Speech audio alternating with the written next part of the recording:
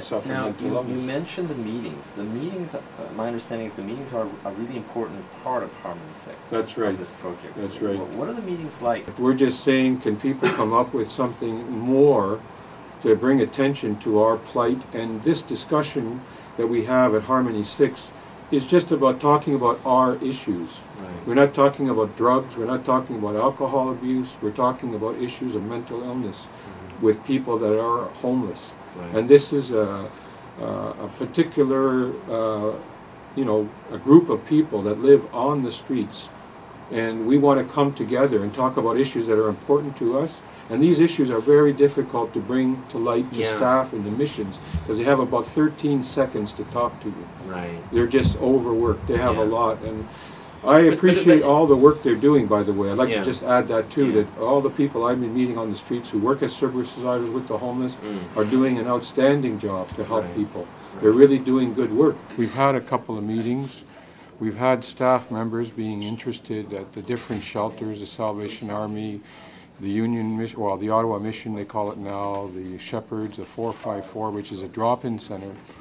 So we've been having discussions with the staff, and also some of the people who are mentally ill and homeless have come to our meetings and told us things that we didn't know about, like incidents in their life that they're concerned with and how they're able to cope with the environment of being on the street and also having a mental illness. Well, some of the stories we've heard about are just basically people that have been refused help when they really needed it. They're living in the shelters and they didn't have anybody to turn to. They went to different hospitals and they said to these people, we don't deal with someone in a crisis center, you have to go to the other hospital. Right? So they're just being told to move on, and there's all sorts of things where they feel like they're abandoned by both sides of the story. And for many years, the government has this thing, they've called it disinstitutionalization, where they're taking people out of the institutions, promising that services would be available to people at different levels in the community. And of course, there is supportive housing for people that suffer mental illness. But actually on the level of the street, in the missions themselves, where these certain people are chronically homeless, what we call a person who's chronically homeless, right? And who also has chronic mental illness. We believe that the shelters, along with the health system, should create some more services, more programs, and there should be a liaison between these hospitals that deal with the mentally ill and the streets, where the staff at these missions have, some more information about what it is to be mentally ill and to actually discuss these issues in their staff meetings. I know that, Matt, you go to these meetings. You've been an observer. In fact, you act as a secretary, is that right? Yeah, so absolutely. From your perspective as a social worker, what do you see in those meetings? I see a lot of people that are really starting to build a lot of hope.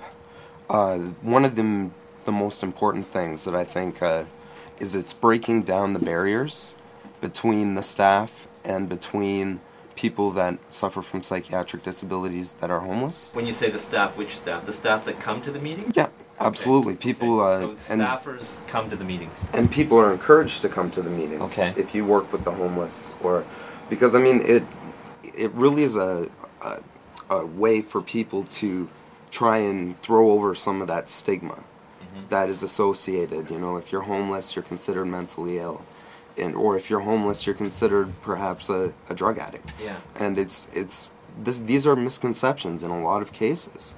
There's as many reasons for homelessness as there is homeless people. Right. But you cannot simplify things down to blaming alcoholism or drug addiction or even mental health disability as the primary reasons for homelessness. Yeah, but most editorials and journalists in the mainstream, they like to simplify it that way. Yeah, right? It's a form of victim blaming. Yes. I mean, when you analyze what stigma actually means, it's kind of like saying, well, I'm prejudiced against you, but I actually feel that that's your fault. Yeah. Because, it's justifiable for me to treat you in a discriminatory fashion. Now, Matt, you have been an observer from the beginning. You witnessed the creation of this little miracle that is called Harmony 6. What did that do for you?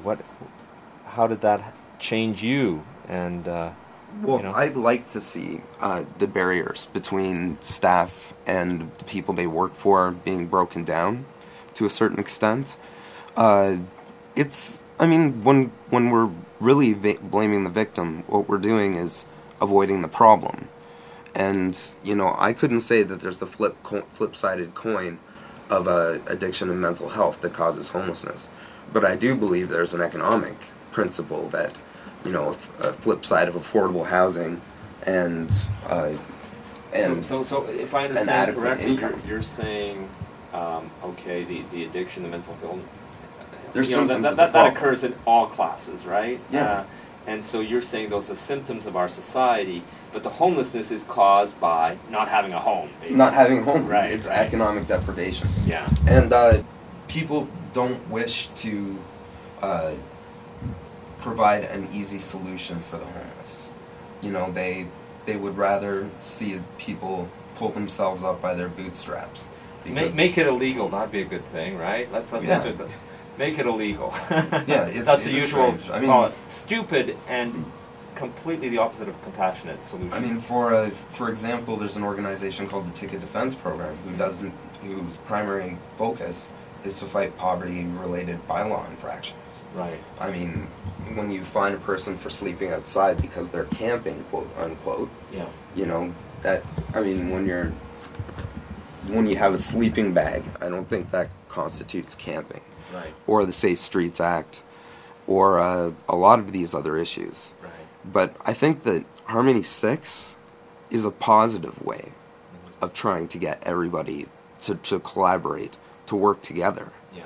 Because, you know, I mean, if they're sharing their views with workers so that workers can become more enlightened, then absolutely, I mean, that serves a very positive workers, function. In becoming more enlightened and in developing these closer ties with the homeless would also become advocates to fight for change as well, I would imagine, right? Absolutely. Okay. And advocacy is very important in working with the homeless because these are things that can be changed. Yeah. You know, I mean, Canada is a very wealthy country, and, you know, homelessness does not need to be getting continually worse. No, it's shameful.